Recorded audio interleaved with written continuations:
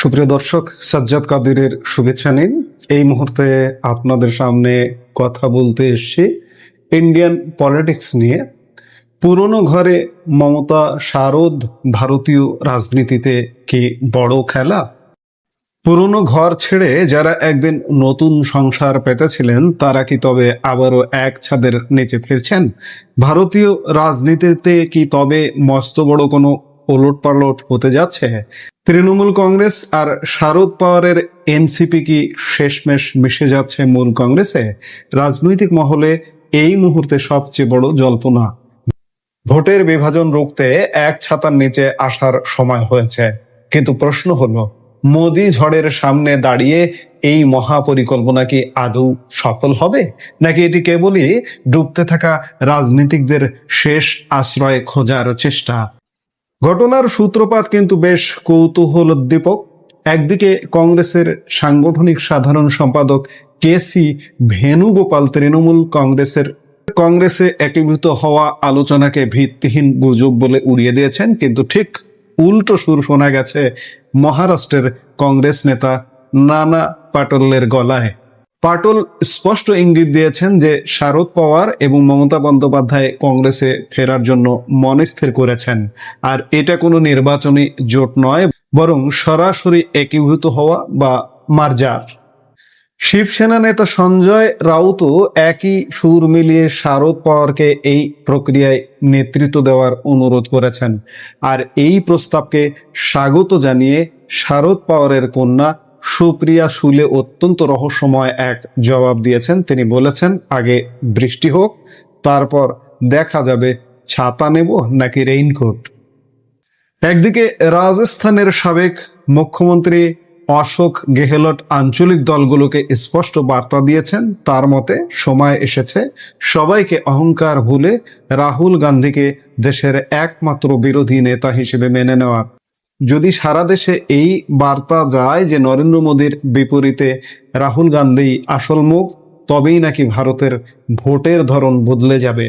সম্প্রতি দিল্লির রাজনৈতিক অন্দরে সোনিয়া গান্ধীর সঙ্গে মমতা বন্দ্যোপাধ্যায়ের এবং রাহুল গান্ধীর সঙ্গে অভিষেক ব্যানার্জির 1.5 ঘন্টা ব্যাপী বৈঠক এই জল্পনাকে আরো উস্কে দিয়েছে, যেখানে তৃণমূল নাকি রাহুল গান্ধীর নেতৃত্ব মেনে নিতে রাজিও হয়েছে। দর্শক, উপর থেকে দেখতে যতটা সহজ মনে হচ্ছে, বাস্তবতা কিন্তু ততটাই কঠিন। আমরা যদি একটু গভীরভাবে বিশ্লেষণ করি তবে দেখব এই একীভূত হওয়া খুব সহসা ঘটার সম্ভাবনা কম। কেন? কারণ গত 1 দশকে ভারতের রাজনীতিতে নরেন্দ্র মোদীর মতো একজন ক্যারিসমেটিক প্রধানমন্ত্রী দেশের অর্থনীতি ও বৈশ্বিক অবস্থানকে এক ভিন্ন উচ্চতায় নিয়ে গেছেন। কেন্দ্র থেকে রাজ্য বিজেপির সাফল্য আকাশ ছোঁয়া।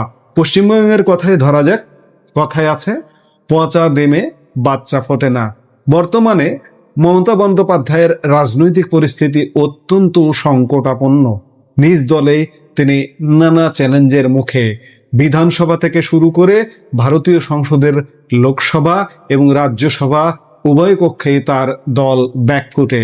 রাজনৈতিক বিশ্লেষকদের একাংশের মতে এই পরাজয়ের আবহ থেকেই বাঁচতে মমতা বন্দ্যোপাধ্যায় এখন তার আদি ঘর কংগ্রেসে আশ্রয় খুঁজছেন।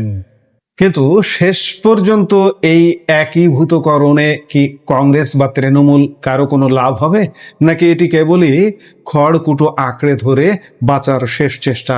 ভারতের রাজনীতি কি সত্যিই কোনো নতুন মোড় নিতে যাচ্ছে?